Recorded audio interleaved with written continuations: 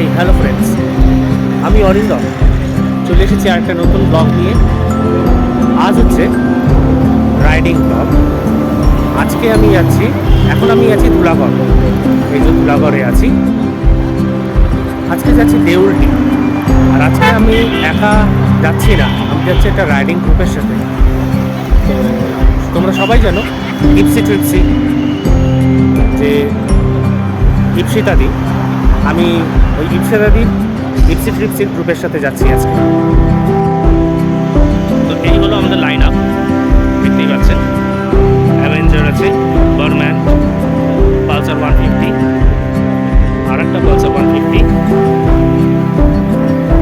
এই হচ্ছে আমার SP 125।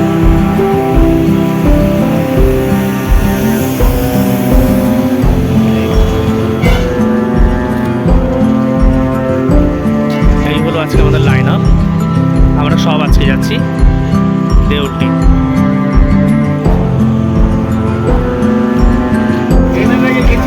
এখন ধুলাগড়ে চলছে আমাদের tea break.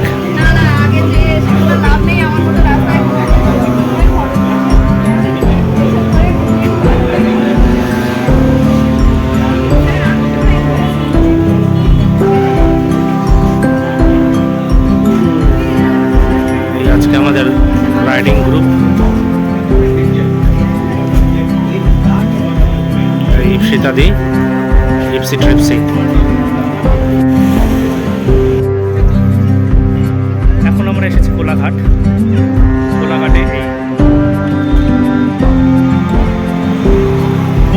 New Ghosh hotel and রেস্টুরেন্টে, এখানে আমরা এখন ব্রেকফাস্ট করব। খুব মজা হচ্ছে রাইডে। জীবনে আমার এই প্রথম গ্রুপ রাইড। আমি একা বাইক নিয়ে গেছি, আগেও গেছি, কিন্তু সেটা একজন দুটো বাইক গেছে। কিন্তু এখন এতগুলো বাইক একসাথে, এত সুন্দর একটা লাইন আপ, সত্যি এগুলো আমি এতদিন ইউটিউবের ভিডিও দেখেছিলাম, এখন আমি এক্সপিরিয়েন্স করছি। দুর্দান্ত। অন্তত আমি সকলকে বলবো, যাদের শখ আছে রাইড করার, ভিডিও দেখছেন, ইচ্ছা হচ্ছে, বেরিয়ে পড়ুন। প্রচুর রাইডিং গ্রুপ আছে, তাদের সাথে জয়েন করুন, বেরিয়ে পড়ুন। কোনো সমস্যা নেই, কোনো ভয় নেই। যখন আপনি রাইডিং গ্রুপের সাথে যাবেন, পুরো আপনার দায়িত্ব তাদের। আপনাকে সমস্ত রকম গাইডেন্স দিয়ে তারা নিয়ে যাবে, কোনো ভয় নেই।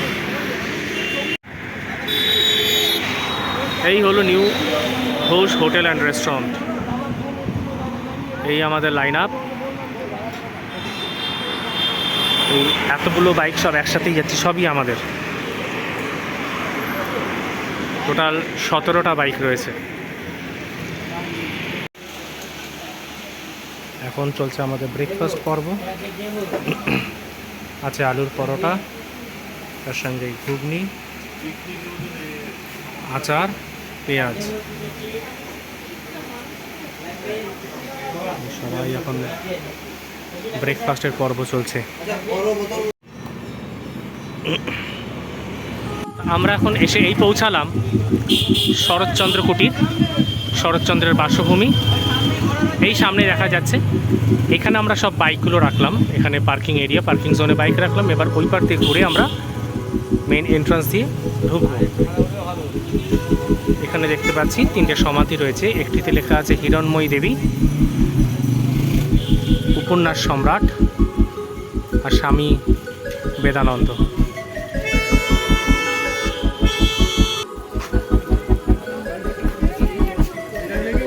এই সামনে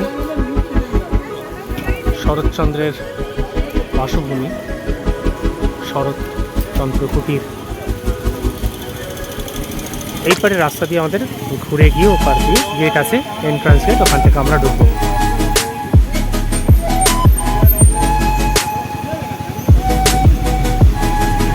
ভেতরে প্রচণ্ড গাছ, অনেক গাছপালা রয়েছে। ভেতরটা অনেক ঠান্ডা হবে।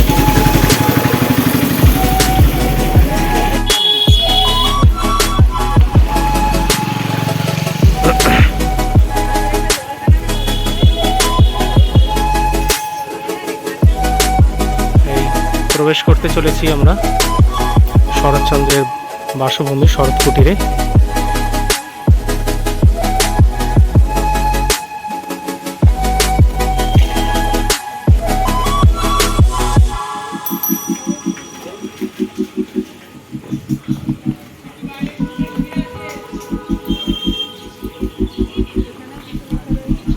শরৎ স্মৃতি মন্দির।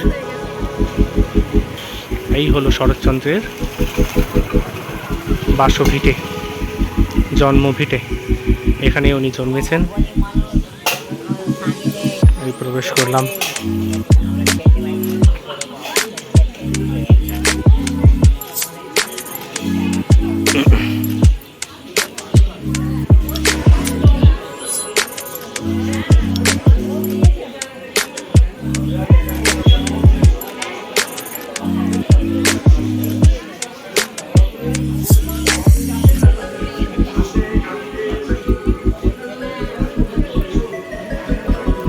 খুবই সুন্দর ভিতরের পরিবেশ, দেখতেই পাচ্ছেন।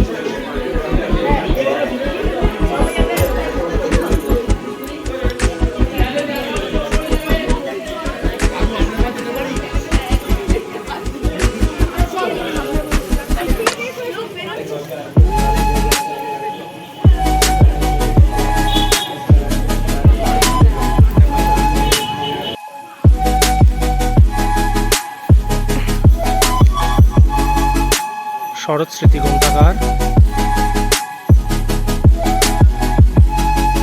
শরৎচন্দ্র চট্টোপাধ্যায়, 15ই সেপ্টেম্বর 1876 থেকে 16ই জানুয়ারি 1938।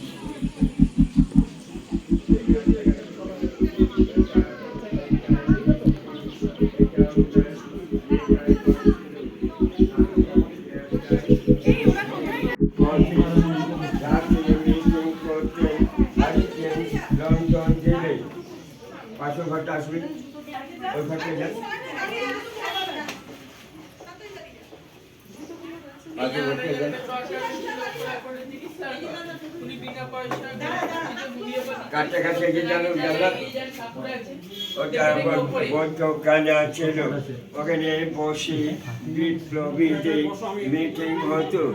ডান দিকে একটা ঘড়ি চলছে, লক্ষ্য রাখুন 100 বছর আগের ঘড়ি। একদিন দম দিলে 7 দিন চলবে। কনে লক্ষ্য রাখুন, ওটা গড়গড়া তামাক খেতেন। গড়গড়ার পাশে ওটা ভার্সে রেডিও। আলমারিতে যে বইগুলো দেখতেন উনি পড়তেন। আর ওই সাদা প্রেমে পাশে বাঁধানো ছবি, নাতি নাত বইয়ের ছবি। আয়নাটা লক্ষ্য রাখুন, ওটা বেলজিয়াম কাঁচের আয়না। এখানে নেতাজি এসেছিলেন 2 বার, রাসবিহারী বসু, বাঘা যতীন, বিপিন বিহারী গাঙ্গুলি, চিত্তরঞ্জন দাস সব নদী পথে এসে মিটিং করতেন। হারিকেন লন্ঠন।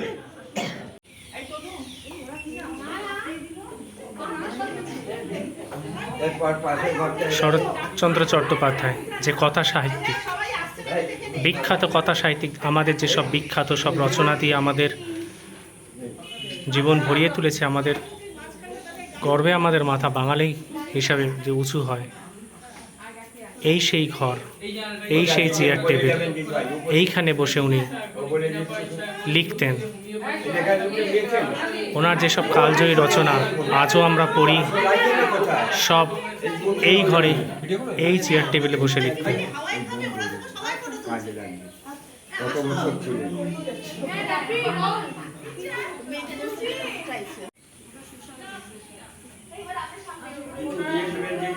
এই ঘর, এখানে উনি দেখতে পাচ্ছেন যে ইজি চেয়ার, এখানে উনি বসতেন। ওই চরকা,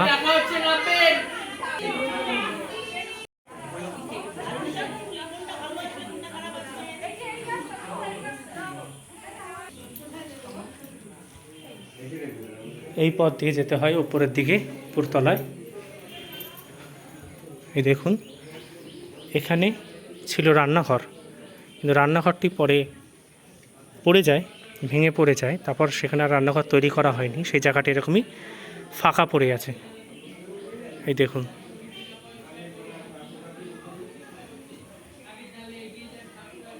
ভাবা যায় না যে শরৎচন্দ্র চট্টোপাধ্যায় যার লেখা পড়ে আমরা বড় হয়েছি,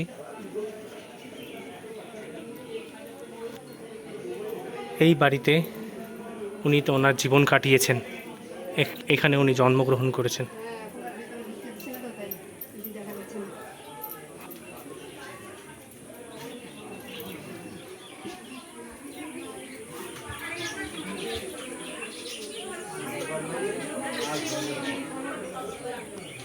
এই এপারে একটি ঘর রয়েছে, মনে হচ্ছে শোবার ঘর বলেই মনে হচ্ছে।